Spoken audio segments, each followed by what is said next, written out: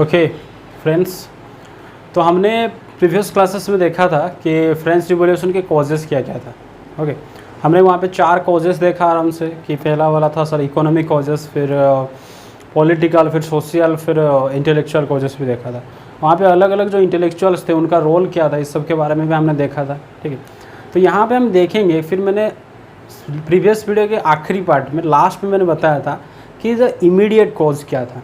देखो, immediate cause मतलब मैंने वहाँ पे ये भी बताया था कि लुई 16 की जो मिस्टेक्स थी। ठीक है, तो ये मिस्टेक्स को हम अलग अलग फेजेस में देखेंगे कैसे रिवॉल्यूशन राइज हुआ। ठीक है, तो आज हम क्या पढ़ेंगे कि रिवॉल्यूशन का कारण हमने जान लिया। आज हम देखेंगे रिवॉल्यूशन राइज कैसे हुआ, मतलब क्या क्या स्टेजेस था, किस तरह से धीरे धीरे धीरे धीरे करते वो जो चिंगारी लगा था वो धीरे धीरे कैसे ज्वालामुखी में बदलने लगा और क्यों लोग किस तरह से रिवोल्ट करना शुरू किए। तो देखो, आज हम मेनली क्या पढ़ेंगे, हम पढ़ेंगे यहाँ पे देखो व्हाइट बोर्ड देखो समझ सब कि rise of revolution. Rise of revolution मतलब कौन सा रिवॉल्यूशन, हम यहाँ पे देखेंगे फ्रेंच रिवॉल्यूशन कैसे राइज हुआ। ठीक है, तो देखो फास्ट कॉजेस, जो फास्ट फेज जो था मैंने यहाँ पे लिखा है, फास्ट फेज था economic crisis to financial bankruptcy. ठीक है, ये वाला जो फेज था मैंने समझा दिया था सबको, फिर से मैं और एक बार तुम्हें यहाँ बता दूंगा शॉर्ट में कि financial economic crisis to financial bankruptcy कैसे हुआ फ्रांस में। क्योंकि मैंने पहले ही बताया था कि जो लुई 16 से पहले जो लुई 15 थे वो 7 साल तक लड़ाई लड़े थे किसके साथ, ब्रिटेन के साथ। 7 ईयर्स ऑफ वार जो था उनका, उसमें फ्रांस हार गया, तो इसमें काफ़ी ज़्यादा नुकसान हो गया था ऑलरेडी। फिर आया लुई 16। लुई 16 क्या करता है, वो फिर लड़ाई लड़ता है, मतलब अपना आर्मी भेज देता है अमेरिकन वॉर ऑफ इंडिपेंडेंस में 1780s में, 1781 में हुआ था वो। तो इसकी वजह से जो बचा कुचा पैसा था ये भी ख़त्म हो गया, किसका, फ्रांस का। फ्रांस पूरी तरह से डेब्ट में चला गया। ठीक है, इवन इतना उनका डेब्ट बढ़ चुका था, डेब्ट मतलब समझते हो ना, लोन, जो पैसा वो बाहर से या फिर कुछ जो लोन लाकर वो देश चला रहा था या फिर लड़ाई लड़ा था, क्योंकि उस टाइम पे वार लोन्स भी मिलते थे। ठीक है, लड़ाई लड़ने के लिए भी पैसा मिलता था लोन, जैसे आज home loan, bike loan, car loan जैसे मिलता है ना, स्टडी लोन, उस टाइम पे लड़ाई लड़ने के लिए भी लोन था। तो इतना ज़्यादा पैसा वो ले आए थे कि उनका जो मतलब टैक्स कलेक्ट होता था पूरे फ्रांस से। ठीक है, पूरे जो जनता जितना टैक्स देते, टैक्सेशन सिस्टम मैंने समझा दिया था सोशल कॉजेस में, है कि नहीं, जो स्ट्रक्चर बना के किस तरह से कौन किसको टैक्स दे रहा था। तो वहाँ पे क्या हुआ, जितना पैसा उनको टैक्स कलेक्ट कर रहे थे वो सारे के सारे पैसे में से लगभग आधा पैसा सिर्फ टैक्स का ब्याज चुकाने में चला जाता था। ब्याज मतलब इंटरेस्ट, मतलब टैक्स, सॉरी गलत बोल दिया, कि जो लोन लिया था, ठीक है, जो टैक्स लाए थे वो जो लोन लिया था उस लोन का सिर्फ इंटरेस्ट चुकाने के लिए, मतलब ब्याज चुकाने में ही उनका टैक्स का आधा पैसा चला जाता था। ठीक है, इतना मतलब भयंकर लोन में फ्रांस डूब चुका था। तो इसी वजह से ये वाला पहला फेज मैंने बता दिया था कि किस तरह से economic crisis to financial bankruptcy, है कि ना। बैंकरप्सी मैंने बता दिया कि एक ऐसा परिस्थिति है, एक ऐसा सिचुएशन जहाँ पे तुम्हारा सारा पैसा खत्म, मतलब विदाउट मनी ना तुम कुछ कर सकते हो, है कि नहीं। घर तो नहीं चला सकते, देश की तो बात ही बात है, मतलब बात अलग है कि नहीं। तो आज जो हम देखेंगे मेनली जो phases, that is the second phase. क्या है वो सेकेंड फेज? सेकेंड फेज है the rise of state general, या फिर हम कह सकते हैं emergence of state general. State general नहीं बेटा, यहाँ पे सबके पहले ई लग रहा है, तो इसको कैसे प्रोनाउंसिएशन करना है, स्टेट व एस्टेट। ठीक है, स्टेट जनरल। तो स्टेट जनरल क्या होता है, देखो पहले स्टेट जनरल को समझो। स्टेट जनरल का मतलब होता है एक जनरल असेंबली। क्या है बेटा? एक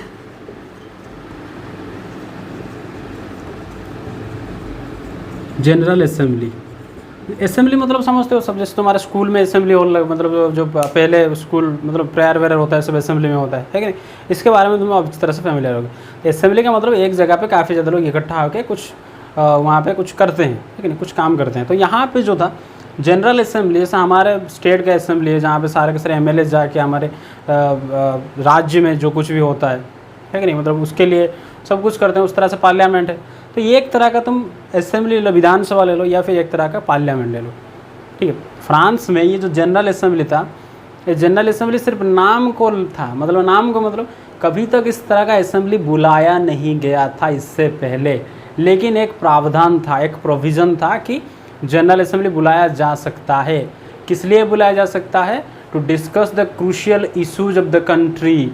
मतलब किसके लिए? To discuss the crucial issues of the country.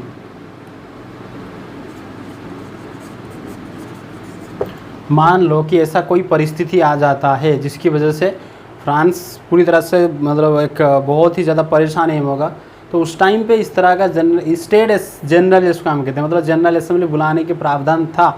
लेकिन आज तक मतलब 17 जब लुई 16 आए तब तक, ठीक है, कभी भी जनरल असेंबली बुलाया नहीं गया था, मतलब फ्रेंच रिवॉल्यूशन से पहले। ओके, तो यहाँ पे देखो ये जो बुलाने की जो प्रक्रिया थी, उससे पहले हम जानेंगे कि ऐसा परिस्थिति क्या हुआ कि राजा को स्टेट जनरल बुलाना पड़ा। लेकिन ये तो बहुत मतलब फाइनल लास्ट वाला मतलब कह सकते हैं लास्ट ऑप्शन है। तो इस लास्ट ऑप्शन से पहले क्या परिस्थिति था उसको भी जानेंगे हम, है कि नहीं। तो देखो लास्ट ये वाला परिस्थिति आने से पहले एक्चुअली क्या हुआ कि हमने पहले ही बता दिया था कि फ्रांस के पास पैसा बहुत कम था। तो जब देश के पास पैसा होता है तो देश को ज़्यादा पैसा चाहिए, राजा को ज़्यादा पैसा चाहिए फ्रांस में, तो राजा क्या करेगा, टैक्स बढ़ाएगा, है कि नहीं।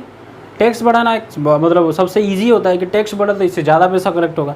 लेकिन एक बात याद रखो कि मैंने जब सोशल स्ट्रक्चर में पढ़ाया था तो टैक्स कौन देता था, जो सबसे गरीब लोग थे, जो थर्ड स्टेट के लोग थे, है कि नहीं, जहाँ पे सर्वेंट आते थे, फीजेंट्स आते थे, landless labourer, artisans, businessman, trader, ये सब आते थे, है कि नहीं।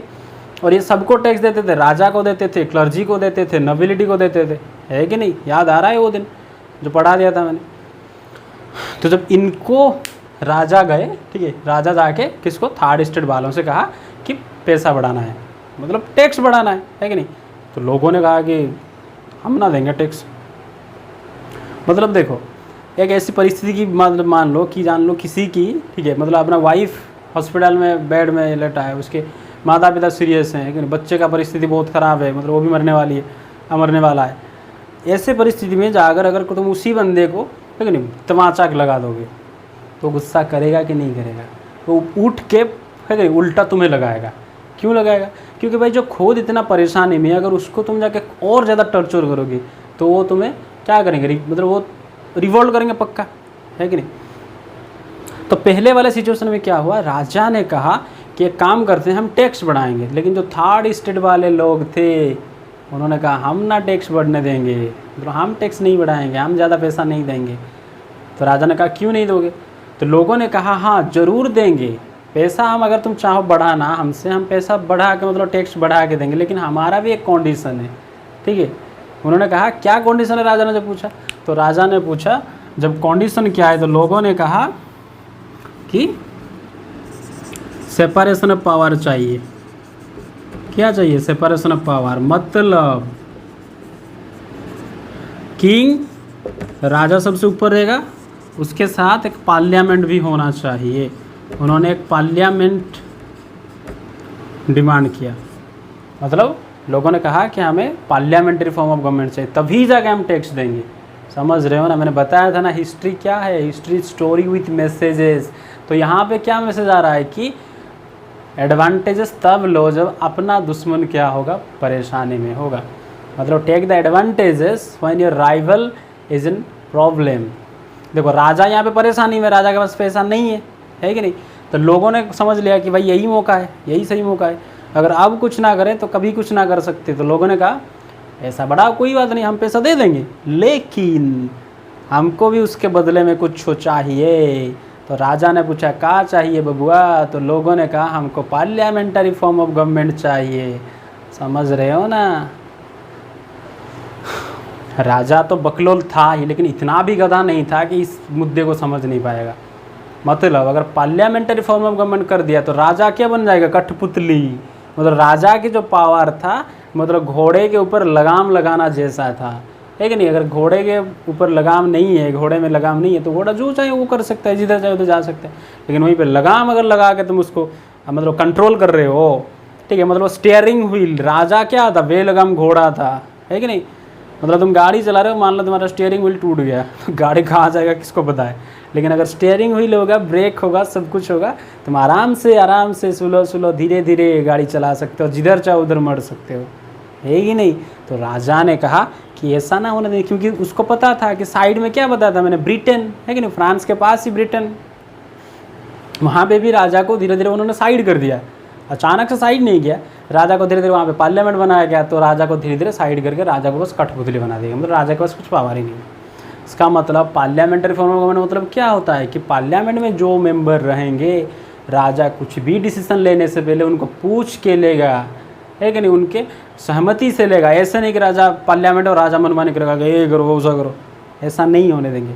तो राजा ने कहा कि नहीं, हम ना बनेंगे पपेट रूलर, हम ना बनेंगे किसी की कठपुतली। तो राजा ने कहा चलो कोई बात नहीं, तुम पैसा नहीं दोगे तो हमारे पास क्या है, हमारे पास क्लर्जी और नोबिलिटी वाले हैं, बताया था ना, जो रईस बंदे सब थे, चर्च वाले और ज़मींदार वाले। तो राजा चला गया उनके पास, राजा ने जाके उनको कहा कि कुछ पैसे की मदद कर दीजिए, मतलब भाई राजा हो तुम्हें तो भीख क्यों मांग रहा है, तो ज़बरदस्ती उनसे करना चाहिए, तो उन पर भी टैक्स लगाना चाहिए, है कि नहीं। तो राजा ने कहा कि पैसा दो हमें, क्लर्जी और नोबिलिटी वाले कहा हम ना देंगे, है कि नहीं। क्लर्जी वाले के हम भगवान के लिए, भगवान की सेवा के लिए पैसा लेते हैं लोगों से, तुम हमसे पैसा मांग रहे हो, है कि नहीं, भगवान नाराज़ हो जाएंगे। इस तरह से बहाने बना के राजा को पैसा नहीं दिया, समझ रहे हो ना। नोबिलिटी बनाने का हम ना देंगे, अपनी प्रॉब्लम खुद समझो, है कि नहीं। राजा जिनको सर पे चढ़ा के रखा था क्लर्जी और नोबिलिटी वालों को, उन्होंने ही उनके पिछवाड़े में बम लगा दिया, उनका हम ना देंगे पैसा, समझ रहे हो ना।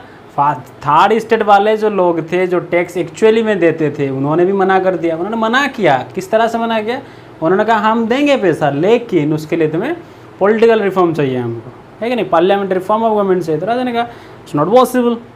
तो इन्होंने कहा ओके हम भी नहीं देंगे पैसा, it is also not possible for us to increase taxes, समझ रहे हो ना बात को। तो फिर क्या हुआ, राजा का भाई तो अब तो दिमाग खराब। राजा जैसे मैंने उसको कहा था पिछले वीडियो में, पहले वीडियो में, कि एक नंबर का लोल था, बकलोल था, गधा था, है कि नहीं। अरे भाई कोई भी राजा महान कब होता है, जब उनके पास बुद्धिमान व्यक्ति होते हैं, मतलब टैलेंटेड इंटेलिजेंट मिनिस्टर्स, जो मंत्रियाँ ये सब होते हैं। मंत्रियों का काम क्या होता है, राजा को सलाह देंगे, एडवाइस देंगे। तो फ्रांस के लुई 16 के दरबार में भी एक बहुत ही अच्छा इकोनॉमिस्ट था, ठीक है, इसको उन्होंने फाइनेंस मिनिस्टर बनाया था। फाइनेंस मिनिस्टर से हमारे देश में पैसा कहाँ से आएगा, पैसे को कैसे खर्च किया जाएगा, अगर पैसों की कमी हो रहा है तो क्या करेंगे, है कि नहीं। मैंने बताया था ना 1991 में जब भारत के पास 15 दिन का पैसा था, तो हमारे फाइनेंस मिनिस्टर कौन थे, मनमोहन सिंह। उन्होंने दिन रात लगा कर काम किया, है कि नहीं, और भी अफसर के साथ जो बड़े बड़े अफसर थे, फिर हमारे इकोनॉमी को बाहर निकाला। इवन अमेरिका भी मानता है कि हमने इंडिया की इकोनॉमी को बर्बाद करने के लिए काफ़ी कोशिश की थी, लेकिन वहाँ के इकोनॉमिस्ट और फाइनेंस मिनिस्टर ने बचा लिया। तो फ्रांस का जो फाइनेंस मिनिस्टर था, उन्होंने भी कुछ सजेशन दिया राजा को। क्या सजेशन दिया जरा देख लेते हैं। उन्होंने सजेशन दिया,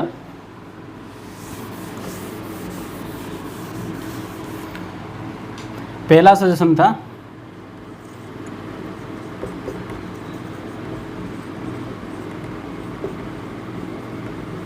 impose taxes on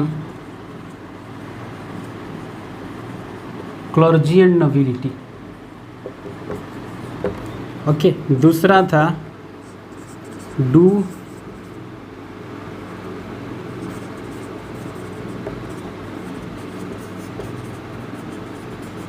economic reform. तीसरा था कंट्रोल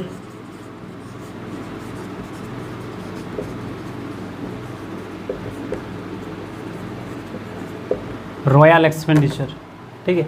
तो ये तीन मेनली उन्होंने सजेशन दिया था। पहला सजेशन क्या था कि टैक्स इम्पोज करो। किस पे टैक्स इम्पोज करो, जो क्लर्जी और नोबिलिटी बस खा खा के मस्त होकर पार्टी वार्टी कर रहे हैं कि नहीं, वीडियो शूटिंग करके बोल रहे हैं ये हम है, ये हमारी क्लर्जी नोबिलिटी वाले हैं और हमारी पार्टी हो रही है, ये सब जो चीज़ें चल रहा था, है कि नहीं। तो उन्होंने कहा कि इन सबको ऊपर टैक्स लगाए। किन के ऊपर, क्लर्जी और नोबिलिटी वाला के ऊपर, ये जो पार्टी वार्टी कर रहे हैं कि नहीं, पैसा बहुत है इनके पास, तो इनके ऊपर टैक्स लगाइए। दूसरा सजेशन उन्होंने क्या दिया कि इकोनॉमिक रिफॉर्म कीजिए। इकोनॉमिक रिफॉर्म मतलब फैक्ट्री लगाइए, है कि नहीं, व्यापार बढ़ाइए, ट्रेड बढ़ाइए, विदेशों के साथ अच्छा रिश्ता बनाकर ट्रेड करिए, है कि नहीं। इससे क्या होगा, जैसे हमारे उस टाइम पे क्या हुआ था, 1991 के बाद इंडिया ने LPG रिफॉर्म लाया था, लिबरलाइजेशन, प्राइवेटाइजेशन, ग्लोबलाइजेशन। ये क्लास 10th में तुम्हें पढ़ा दूंगा इकोनॉमी में, ठीक है। तो उन्होंने क्या कहा, do economic reform, economic reform कीजिए, है कि नहीं, इकोनॉमी को बूस्ट दीजिए, कुछ मतलब प्राइमरी सेक्टर को बढ़ाइए, लोगों को जो जिनके पास लैंड नहीं है उनको लैंड दीजिए, वो खेती करें, छोटे छोटे बिजनेस को मतलब पैसा दीजिए, फाइनेंस कीजिए, या फिर उनको इम्प्रूवमेंट के लिए कुछ स्टेप्स लीजिए। और फाइनली उन्होंने बताया था जो रियल फैक्ट था कि रॉयल एक्सपेंडिचर को कंट्रोल कीजिए। रॉयल एक्सपेंडिचर मतलब किसका? मेनली क्वीन की। रानी कौन थी, याद है कि नहीं? वो नक्चड़ी, नचनिया, बकललिया, कौन? मैरी एंटोइनेट। ठीक है, मैरी एंटोइनेट की खर्चे को कम करने के लिए उन्होंने कहा। समझ रहे हो ना? मैरी एंटोइनेट क्या करती थी पता था ना? मैं 4-4 लाख की लिपस्टिक, 5-5 लाख की वो सेंट वेंट लगा के, रोज़ 200-300 ड्रेस एक बार पहनेगी तो खुद दूसरी बार नहीं पहनेगी, इस तरह से करके। ठीक है, नहाएगी तो उसके नाम मतलब क्या क्या पता नहीं करती थी। दूध से नहाएगी, इससे नहाएगी, जब चलेगी तो फूल बिछने चाहिए, है कि नहीं? गहने तो अलग ही लेवल के से पहनती थी। समझ रहे हो ना? तो लेकिन जब इस बात, जब ये तीसरा वाला पॉइंट किसको पता चला? रानी को पता चला। तो रानी गुस्से आ गई। उन्होंने कहा हाँ, मतलब ये कौन होता है मेरे ऊपर सवाल पूछने वाले? समझ रहे हो ना? मतलब तू एक फाइनेंस मिनिस्टर है, तू अपने औकात में रहे, तू मेरे ऊपर उंगली उठा रहा है कि मैं 4-4 लाख की लिपस्टिक लगा रही, तेरे बाप की लगा रही। समझ रहे हो ना? वो गई और अपनी जो लुईस 16 पतिदेव से कही, बेबी बेबी देखो ना, ये मेरे लिपस्टिक पे नज़र लगा रही है कि नहीं? तो लुईस 16 गुस्सा का, हमारी बीबी के लिपस्टिक के ऊपर कौन नज़र लगा रहा है? तो उन्होंने फाइनेंस मिनिस्टर को पकड़ के जेल में डाल दिया। ये और एक सबसे बड़ा मिस्टेक था कि उनका जो एडवाइस, जो सजेशन था, उसको अनदेखा किया, प्लस उनको जेल में डाल दिया। किसकी बात सुन के? वही बकलोलिया, नक्चड़ी, मैरी एंटोइनेट। समझ रहे हो ना बात को? और एक गलती देखो, पहले गलती बता दिया था मैंने, दूसरा ये था उन्होंने अच्छे सजेशन दिया था। अगर ये मान लेता लुईस 16 तो फ्रांस बच जाता उस टाइम का, फ्रांस का इकोनॉमी, है कि नहीं? शायद रिवॉल्यूशन ना भी हो सकता था, लेकिन बस जो होने को कौन टाल सकता है, जब गधे गधियाँ हैं सब। ठीक है, तो राजा के पास कोई ऑप्शन ही नहीं बचा। तब राजा ने कहा कि अब ज़बरदस्ती करो लोगों को। ठीक है, ज़बरदस्ती। राजा पहले प्यार से समझाता था कि थर्ड स्टेट वालों की भाई पैसा दे दो, पैसा दे दो। लोगों ने नहीं माना। लोगों ने कहा हमको इकोनॉमिक रिफॉर्म चाहिए, सॉरी पॉलिटिकल रिफॉर्म चाहिए, है कि नहीं? तो फिर क्लर्जी नोबिलिटी वालों ने भी मना कर दिया। फिर अपने जो फाइनेंस मिनिस्टर के सजेशन को भी वो अनदेखा करता गया।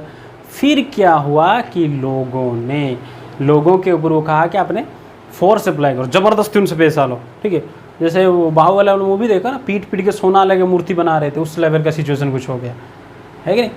तो जब लोगों के ऊपर और लोगों को टॉर्चर करके उनसे ज़बरदस्ती पैसा छीना गया, तो मैंने पहले ही बताया था, जब जो कोई बंदा पहले से ही परेशानी में है, इतना उसको फिर से अगर तुम टॉर्चर करोगे तो क्या वो उसको सहेगा? नहीं सहेगा, है कि नहीं? कहा जाता है कि किसी को इतना भी मत डराओ कि उसका डर ही ख़त्म हो जाए।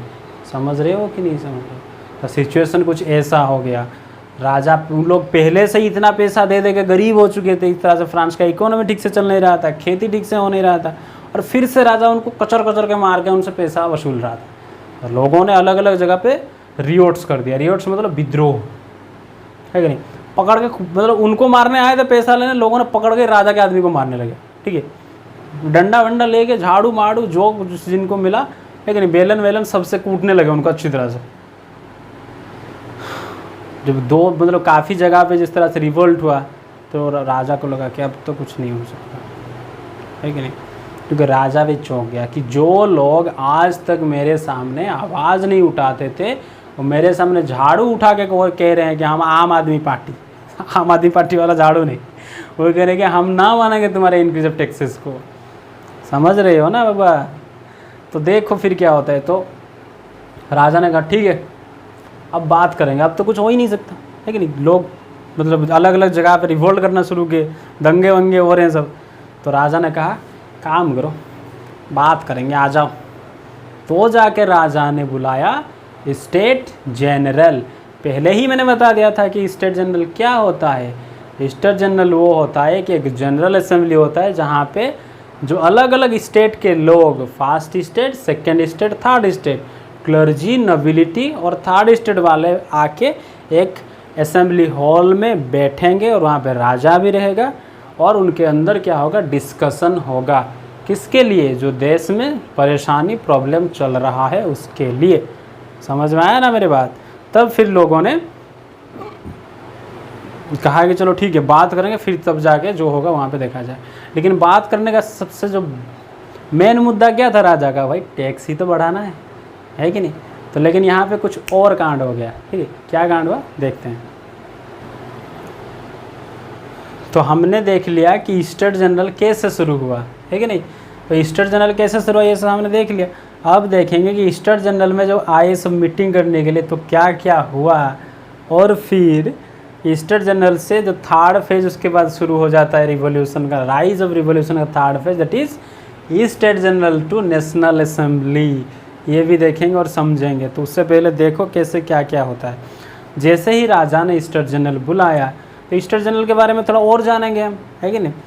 तो दो चेंजेस हुआ, the two changes which changed the environment of Paris, है कि नहीं? फ्रांस का कैपिटल पेरिस था, तो पेरिस में ही मीटिंग होने वाला था स्टेट जनरल। तो जैसे ही उनको बुलाया तो वहाँ पे दो चेंजेस हुआ। क्या क्या दो चेंजेस हुआ देखो। पहला चेंजेस था जब स्टेट जनरल हुआ कि thousands of people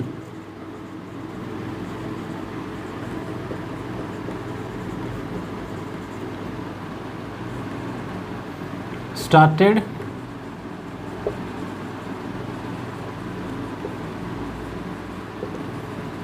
gathering in Paris। पहला चेंजेस क्या था कि हजारों लोग मतलब हजारों लाखों लोग आने लगे। कहाँ? पेरिस की तरफ आने लगे, है कि नहीं? किसके मतलब स्टेट, देखो सबको तो वहाँ पे बिठा नहीं सकते मीटिंग में, वो समझाऊंगा कैसे कितने लोग बैठते थे। तो पहला जो एक न्यू डेवलपमेंट हुआ, एक न्यू डेवलपमेंट, ठीक है? राजा कभी इस तरह से सोचा ही नहीं था कि कुछ ऐसा होने वाला है कि नहीं? तो पहले क्या हुआ, हजार लोग आने लगे। कहाँ? पेरिस में, ठीक है, जिस दिन बुलाया था उस दिन। फिर क्या हुआ दूसरा,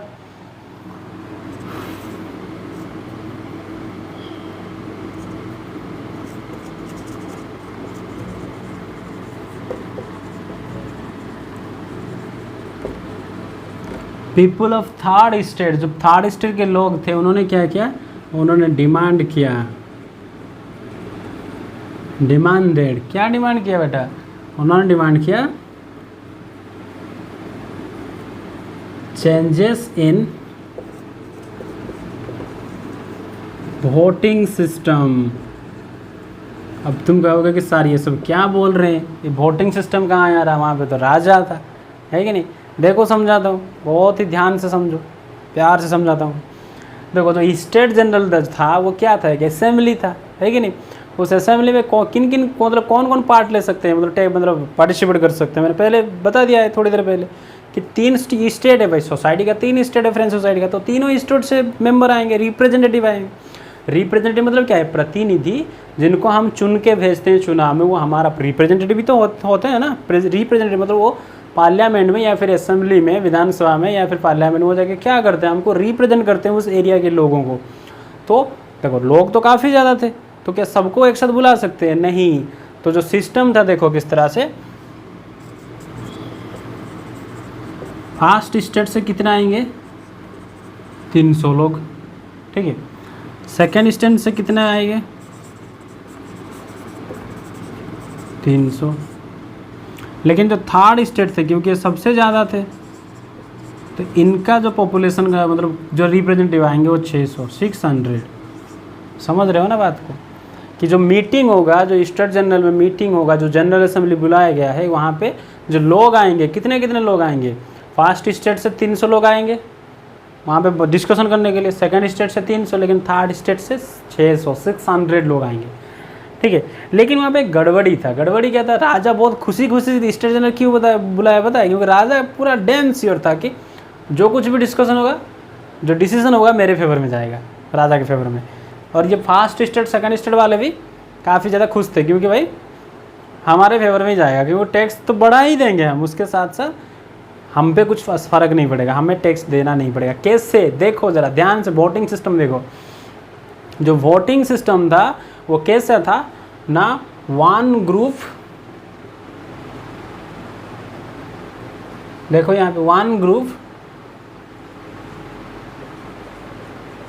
वन वोट। कैसा वोटिंग सिस्टम था?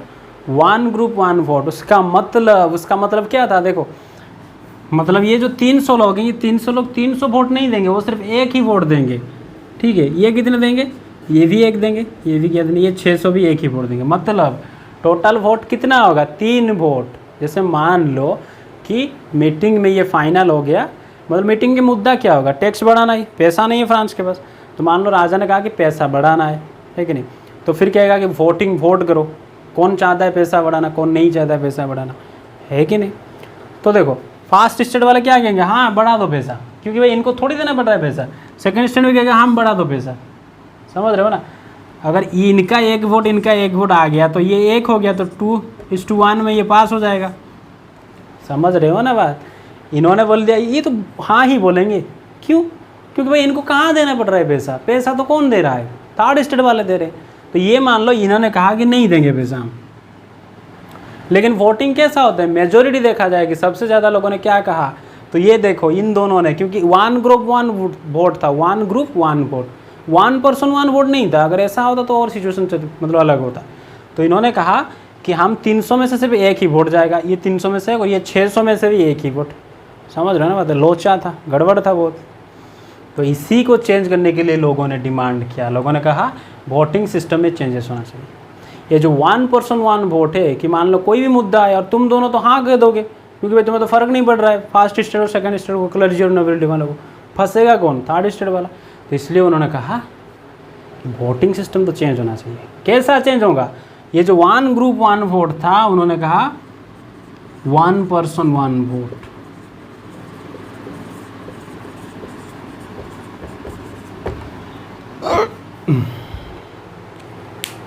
समझ गया है क्या। जैसे ही स्टेट जनरल की दिन पास आया, मतलब जो स्टेट जनरल जिस दिन बुलाया गया था, उससे पहले 2 न्यू डेवलपमेंट हुआ पेरिस में, फ्रांस में। क्या क्या चेंजेस हुआ, पहला कि लोग जितना 600 जो लोग आने वाले थे कहाँ से, थर्ड स्टेट से, इसके बदले हजारों लोग आने लगे। लेकिन तो राजा ने कहा भाई इतना लोग कहाँ आ रहे हैं, राजा खुद कन्फ्यूज था। दूसरा क्या था कि लोगों ने डिमांड किया वोटिंग सिस्टम चेंज होना चाहिए। ये जो एक ग्रुप एक वोट बोल रहे हो ना, एक ग्रुप का एक वोट, ऐसा नहीं, 1 पर्सन 1 वोट, है कि नहीं। तो मतलब यहाँ पे देखो, अगर ऐसा हो जाता तो ये कितने हैं, 600 हैं, ये दोनों मिलकर कितने हैं, 600 हैं। अगर मान लो ये 600 तो कभी नहीं जाएंगे टैक्स बढ़ा, क्योंकि पैसा इनको देना पड़ रहा है कि नहीं। और ये जो 300 और ये 300 में से, इनमें से भी बहुत से लोग थर्ड स्टेट वालों के सपोर्ट में थे। अरे एक दो को 2-4 मतलब चमाचा मार के बोल दो भाई, तो क्लर्जी नोबिलिटी जो भी है, बस हमको वोट दे देना कि टैक्स नहीं बढ़ेगा। तो ये तो जीत जाएंगे ना, मान लो 601 हो गया तो जीत गए, है कि नहीं। अरे एक नहीं, बहुत ज़्यादा लोग थे जो इनको सपोर्ट कर रहे थे, समझ में आ रहा है ना बात। तो यहाँ पे लुई 16 का और एक बहुत बड़ा गलती कर दिया, मैंने कहा गलतियों का भंडार, लेकिन कैसे गलती हुआ देखो। मतलब जिस दिन स्टेट जनरल होने वाला था, जिस टाइम पे, ठीक है, उस टाइम जब आ गया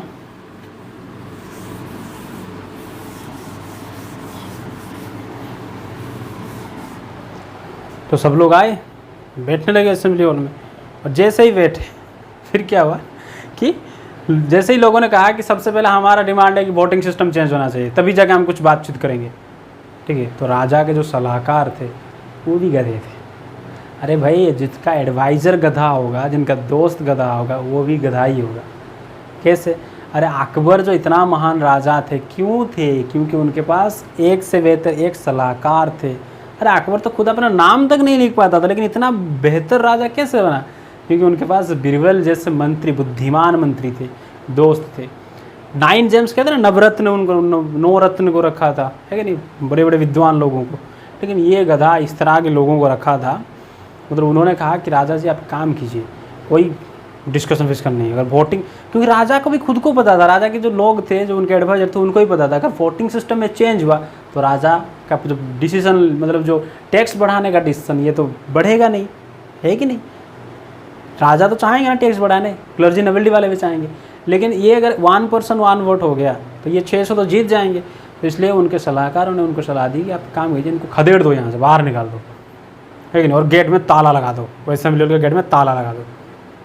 तो ये राजा इतना बकलोल था, ये क्या किया, उनको बिना बातचीत किए ही, कोई बातचीत डिस्कशन विस्कशन, कोई स्टेट जनरल में डिस्कशन नहीं होगा, बाहर निकलो सब यहाँ से, लेकिन उनको भगाकर उस गेट में ताला लगा दिया। और एक गधा, समझ लो, मान लो कि तुमने मुझे अपने घर में डिनर के लिए बुलाया या फिर लंच के लिए बुलाया कि सर आ जाइए, खा के जाइए, आज हमारे घर पे दावत है, आप खा के जाएंगे, है कि नहीं। और जैसे मैं तुम्हारे घर गया और घर में कुछ देर मुझे बिठाया, है कि नहीं, और इसमें भूख मुझे कभी लग रहा और तुम आपको कोई डिनर विनर बाहर निकली, लेकिन ऐसी मजाक में बुला लिए थे हम आपको, समझ रहे हो ना, तो क्या मुझे गुस्सा नहीं आएगा, है कि नहीं। तो क्या मान लो किसी गेस्ट को तुमने बुलाया है कि नहीं, खाने के लिए, ओके, और जैसे ही वो आएगा कुछ देर बैठ बांट के जैसे उनको फिर बाहर भगा दो। मान लो कोई शादी हो रहा है, रिसेप्शन है, गेस्ट सब आ रहे हैं, है कि नहीं, सबने गिफ्ट विफ्ट दे दिया, सब सेल्फी वेल्फी ले लिया सब दुल्हन के साथ दूल्हे के साथ, फिर कहोगे कोई खाना वाना का इंतजाम नहीं, भागो यहाँ से सब। समझ रहे हो ना, कुछ सिचुएशन ऐसा ही था, बुला लिया सबको बातचीत करने के लिए, लेकिन फिर बाहर भगा के चाबी लगा दी। क्यों? क्योंकि उनके जो एडवाइजर थे वो एक नंबर के बकलो, और राजा का था खुद का दिमाग था ही नहीं, समझ रहे हो ना। तो इससे लोग काफ़ी ज़्यादा गुस्से हो गए, काफ़ी ज़्यादा गुस्से हो, आग बुला हुआ, क्योंकि भाई सिर्फ 600 नहीं आते, हज़ारों आए थे थर्ड स्टेट के। तो उन्होंने कहा कि मतलब फार्स, मतलब एक तमाशा लगा के रखा हो, मतलब हमको बुलाओगे, हम मतलब अपना काम दाम छोड़ के सब आएंगे तुमसे बातचीत करने के लिए, लेकिन तुम्ही ने तो बुलाया था बातचीत करने के लिए। किसने बुलाया था? राजा ने बुलाया था, और तुम ही हमें यहाँ से बाहर निकल रहे हो, तो ये कैसे हो सकता है भाई, समझ रहे हो ना। तो लोग गुस्सा होकर वहाँ से निकले असेंबली हॉल से, और उसी के सामने एक टेनिस कोर्ट था। टेनिस कोर्ट समझते ना, वहाँ पे जहाँ खेलते हैं टेनिस स्टेडियम जो होता है, एक नहीं, जगह का नाम टेनिस कोर्ट था। वहाँ गए और वहाँ पे जाके उन्होंने क्या कहा, खुद को, जो थर्ड स्टेट के लोग गए थे वहाँ पे जितने लोग, उन्होंने क्या कहा, खुद को उन्होंने नेशनल असेंबली मतलब नेशनल असेंबली डिक्लेयर कर दिया, समझ रहे हो ना। राजा ने उनको भगा दिया, तो वो गुस्सा आ गया, गुस्सा तो आएगा ऑब्वियसली, तो गुस्सा आकर वो गए उसी पार्लियामेंट, मतलब उसी असेंबली हॉल के सामने एक जगह था टेनिस कोर्ट, और वहाँ पे जाकर उन्होंने शपथ ले ली। क्या शपथ ली? कि जब तक हम फ्रांस को एक कॉन्स्टिट्यूशनल मोनार्की नहीं बना देते तब तक हम आपस से अलग नहीं होंगे, मतलब हमारा जो यूनिटी जो है ये सब बरकरार रहेगा। जो थर्ड स्टेट के जितने लोग वहाँ पे गए थे, समझ रहे हो ना। और उन्होंने खुद को क्या कहा कि कोई स्टेट जनरल फिस्टेट जनरल को मारो बोले, हम खुद हैं नेशनल असेंबली। क्या कहा उन्होंने? हम खुद हैं नेशनल असेंबली, यहाँ पे लिख दिया है देखो, मतलब नेशनल असेंबली, समझ रहे हो ना, पूरे देश का जो असेंबली होता है हम हैं वो, कोई क्लर्जी नोबिलिटी वाला यहाँ पे कोई नहीं, हम खुद हैं नेशनल असेंबली, समझ रहे हो ना बात। आगे देखो क्या होता है, जैसे ही उन्होंने जाके वहाँ पे खुद को नेशनल असेंबली मतलब डिक्लेयर कर दिया, राजा इतना बड़ा डेवलपमेंट हुआ। देखो जहाँ पे लोग राजा को भगवान मानते थे, राजा के खिलाफ कोई आवाज़ नहीं उठा रहा, वहाँ पे लोग जाके खुद को नेशनल असेंबली डिक्लेयर कर रहे हैं, लेकिन राजा गधा, उसको कुछ समझ में नहीं आया, है कि नहीं। अरे जब देखो मैंने बताया था हिस्ट्री टेल्स, हिस्ट्री क्या है, हिस्ट्री स्टोरी विद मैसेजेस। यहाँ पे क्या मैसेज मिल रहा है हमें? यहाँ पे हमें मैसेज मिल रहा है कि हमारे चारों तरफ क्या हो रहा है, उस सिचुएशन को हमें गौर से देखना चाहिए और उससे सीखना चाहिए। मतलब अरे लोग की मतलब कहावत है कि लोग इंसान अपनी गलतियों से सीखता है। अगर खुद गलती करके ही सीखोगे तो तुम्हारा ज़िंदगी कम पड़ जाएगा भाई। कितना गलती कर करके सीखोगे? कुछ दूसरों की गलती से भी सीख लेना चाहिए, है कि नहीं। कुछ दूसरों की गलती से भी सीख लेना चाहिए, है कि नहीं। तो यहाँ पे देखो राजा, नेशनल असेंबली एक बहुत बड़ा डेवलपमेंट था। राजा का था कुछ दिमाग ही नहीं। अरे भाई जब 1922 में नॉन कॉपरेशन मूवमेंट चल रहा था, है कि नहीं, पूरा नॉन कॉपरेशन मूवमेंट पीक पे पूरा ब्रिटिश का बैंड बज रहा था, लेकिन वहीं पे कांड हो गया। चोरी चोरा में कुछ लोगों ने क्या कहा, मतलब जो नॉन कॉपरेशन मूवमेंट कर रहे थे उन्होंने कुछ पुलिस वालों को पकड़ के बांध के थाने में मतलब डाल के जला दिया, जिंदा जला दिया, है कि नहीं। तो अगले ही दिन महात्मा गांधी ने कहा कोई नॉन कॉपरेशन ऑपरेशन नहीं, बंद करो इसको, पूरा बंद करो, पूरा नॉन कॉपरेशन कॉल ऑफ, समझ रहे हो ना। लेकिन उस टाइम पे जो और नेता थे कांग्रेस के लीडर्स, उन्होंने महात्मा गांधी को क्रिटिसाइज किया कि महात्मा गांधी जी क्या कर रहे हैं आप, माउंट मतलब स्ट्राइक पूरा पीक पे, मूवमेंट पूरा पीक पे, नॉन कॉपरेशन मूवमेंट, ये मैं क्लास 10 में पढ़ाऊंगा तो नॉन कॉपरेशन मूवमेंट क्या था, तो पूरा पीक पे था। उन्होंने सबको काफ़ी ज़्यादा क्रिटिसिज्म हुआ, कहाँ का, किसका, महात्मा गांधी का। लेकिन गांधी जी थे बेटा, उनको यूं ही फादर ऑफ नेशन नहीं कहा जाता। उनको पता था कि जो डेवलपमेंट हो रहा है उससे कुछ सीखना चाहिए, क्योंकि अगर अगले दिन वो उनको बंद ना करते, किसको, नॉन कॉपरेशन मूवमेंट को वहाँ पे बैन ना करते, बंद ना करते, तो ब्रिटिश को बहाना मिल गया था इंडियंस को कूटने के लिए, मतलब कुचरने के लिए। क्यों? क्योंकि तुमने जो पुलिस वालों को मारा ना, उसका मतलब तुम सरकार पे अटैक किया, उसकी इसी बहाने पे वो हेलीकॉप्टर से गोलियां भी चलवा सकता था। और इतना मारता कि जब नेक्स्ट टाइम गांधी जी बुलाते कि आ जाओ फिर से हम मूवमेंट करेंगे, सिविल डिसोसिएशन मूवमेंट हो गया या फिर क्विट इंडिया मूवमेंट, तो कोई नहीं आता। तो इसीलिए महात्मा गांधी ने कहा कि कोई मूवमेंट नहीं, क्योंकि तो हमने बोला था कि नॉन वायलेंस करना है, तुमने वायलेंस किया तो ख़त्म। समझ रहे हो ना? इतना बड़ा डेवलपमेंट से लुई 16 कुछ सीखा नहीं। और एक गलती किया, अगेन मिस्टेक क्या, जो आर्मी था उनको पेरिस बुलाने लगा। कहाँ? पेरिस।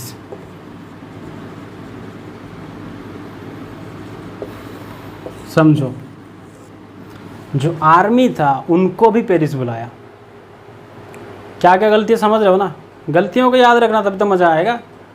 पहला गलती उसने क्या किया, स्टेट जनरल से लोगों को भगा दिया, थर्ड स्टेट वालों को, और ताला लगा दी, लॉक कर दी, है कि नहीं? तो इसकी वजह से वो नेशनल असेंबली बना लिए। अगर भाई बातचीत हो जाता, अगर बातचीत मान लो काम नहीं करता तो अलग बात है, वो खुद असेंबली ना बनाते, तो नेशनल असेंबली बना दिया। और फिर इसके जो ये वाला डेवलपमेंट हुआ ना, ये बहुत बड़ा डेवलपमेंट था। लुई 16 ने क्या किया, आर्मी बुलाना चालू किया। कहाँ से? जो अलग अलग जगह पे आर्मी थे उनके, पेरिस में सबको इकट्ठा करना शुरू कर दिया। तो लोग तो डर गए भाई। उन्होंने कहा कि राजा आर्मी क्यों बुला रहा है, ठीक नहीं भाई, हमने क्या किया, हम तो शांतिपूर्ण से हम यहाँ पे आके हम एक असेंबली बनाए, ग्रुप बनाए, तो इसमें आर्मी लाने की क्या ज़रूरत है? तो लोगों को लगा कि राजा हमारा शांति के मूड में नहीं है, पीसफुल मूड में नहीं है कि नहीं? तो राजा, इसका मतलब राजा क्या नहीं चाह रहा है, शांति नहीं चाह रहा है, पीस नहीं चाह रहा है, और आर्मी बुला रहा है। क्या पता कब आर्मी वाले आके, जैसे जालियांवाला बाग में हुआ था, हम ऐसे बैठे होंगे यहाँ पे बातचीत कर रहे होंगे, आर्मी आके इस तरह से बंदूक लेकर सबको मार दे, है कि नहीं? तो इसका मतलब उनसे लड़ने के लिए हमें भी तो हथियार चाहिए, है कि नहीं? समझ रहे हो ना बात को? यहीं से देखो, यहीं से तुम्हारा इसी वक्त अभी जो बोलूँगा यहीं से शुरू हुआ तुम्हारा एनसीईआरटी का किताब। कैसे देखो, तो जैसे ही नेशनल असेंबली बनता है, राजा बुला लेता है आर्मी पेरिस में। तो इस वजह से लोगों को लगता है, नेशनल असेंबली के लोगों को, जो मिलिट्री थर्ड स्टेट के लोग थे, कि राजा शांति के मूड में नहीं है, वो हमसे मार सकता है, हमको मार सकता है कि नहीं? और जो क्लर्जी नोबिलिटी वाले या फिर राजा के जो एडवाइज़र थे, मतलब जो राजा के जो कोर्ट्स में ऑफिशियल्स थे, जो राजा को कहते थे कि आप मान लीजिए इनकी बात को, थर्ड स्टेट के बात को, जो उनका सिंपाथी देते थे, किसको? नेशनल असेंबली को जो सिंपाथी देते थे, है कि नहीं? सहानुभूति जताते थे, हमदर्द थे जो, है कि नहीं? तो राजा ने उनको भी पकड़ के जेल में डाल दिया। देखते हो ना कैसे गलती? मतलब कोई आके कह रहा है कि जी महाराज मान लीजिए इनकी बात, तो वो कहेगा पकड़ो इसको जेल में डालो, आगे हमारे आगे हमको सिखा रहा है, हम क्या करेंगे, पर राजा हैं हम, है कि नहीं? एक तो जो इनको सिंपाथी दिखाते थे उनको डाल रहे थे जेल में, है कि नहीं? दूसरा आर्मी बुला लिया। समझो, बहुत ध्यान से समझो। तो लोगों को लगा कि भाई, लोगों का जो गुस्सा था पूरा पीक पे पहुंच गया कि मतलब हमको हथियार चाहिए, अगर हथियार नहीं मिलेगा तो राजा हमको मार देगा। तो फिर किसी ने बोल दिया कि हथियार रखा है कहाँ पे, एक फोर्ट है, किला है, उस किले का नाम क्या है? बैस्टिल। देखो ध्यान से, उस किले का नाम क्या है? बैस्टिल।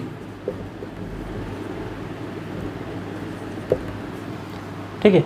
तो और वहाँ पे उसी बैस्टिल फोर्ट में किसको रखा गया था? जो नेशनल असेंबली को सिंपाथी देते थे, नेशनल असेंबली को सपोर्ट करते थे, ठीक है, कोर्ट ऑफिशियल जो से राजा के जो दरबार के लोग, उनको भी वहाँ पे रखा गया था बैस्टिल फोर्ट में। और वहाँ पे इन्होंने किसी ने बोल दिया कि वहाँ पे क्या था, मतलब क्या हो सकता है, हथियार हो सकता है।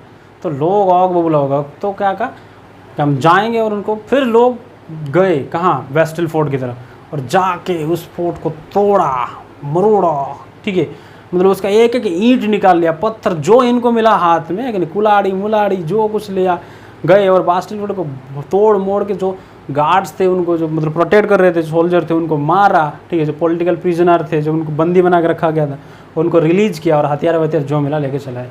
इतना गुस्सा था लोगों में, तुम सोच भी नहीं सकते कि एक एक ईंट ना छोड़ा। आज अगर फ्रांस में वहाँ पे जाकर ढूंढोगे, कुछ भी नहीं, उसका नामो निशान भी नहीं बैस्टिल फोर्ट का, ठीक। और ये कब हुआ था? 14 जुलाई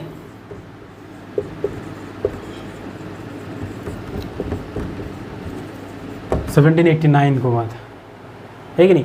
और माना जाता है यहीं से शुरू हो गया फ्रेंच रिवॉल्यूशन। तो जैसे ही बैस्टिल फोर्ट का मतलब डिस्ट्रॉय होता है, फ्रेंच रिवॉल्यूशन शुरू होता है, ऐसा माना जाता है। इसीलिए तुम्हारे एनसीईआरटी वहीं से शुरू किया है। लेकिन उससे बैकग्राउंड भी जानना चाहिए ना, क्यों गए लोग इनको मारने, है कि नहीं। एक तो वहाँ पे उन्होंने कहा कि हथियार मिलेगा, दूसरा प्रिजनर थे वहाँ पे, उनको लुटाने। इतना गुस्सा था, एक एक ईंटा, मतलब एक एक ईंट, पत्थर का टुकड़ा कुछ नहीं छोड़े, घर लेके आए और मार्केट में बेचने लगे और कहा कि देखो ये ले जाओ, खरीद के ले जाओ, देखो हमने ये राजा की राजशाही का अंत का ये शुरुआत कर दिया, तुम इसको लेके घर में लेकिन फ्रेम बना के उसको ग्लास मतलब कांच का फ्रेम बना के उसके घर में रखो, अपने आने वाले पीढ़ी इसको देख के इंस्पायर होंगे, है कि नहीं, कि हमने ये सब किया था। सब समझ में आई ना मेरी बात, क्यों तोड़ा गया था बास्टिल फोर्ट, इसी वजह से। तो नेक्स्ट क्लास में हम देखेंगे आगे की कहानी क्या होता है, बास्टिल फोर्ट के बाद क्या नेशनल असेंबली सक्सेस हो जाता है एक कॉन्स्टिट्यूशन बनाने के लिए, और कॉन्स्टिट्यूशन अगर बनाने के सक्सेस होता है तो वो कॉन्स्टिट्यूशन किस तरह का था, और राजा का क्या होता है। ठीक है, फिर मिलेंगे, तब तक के लिए जय।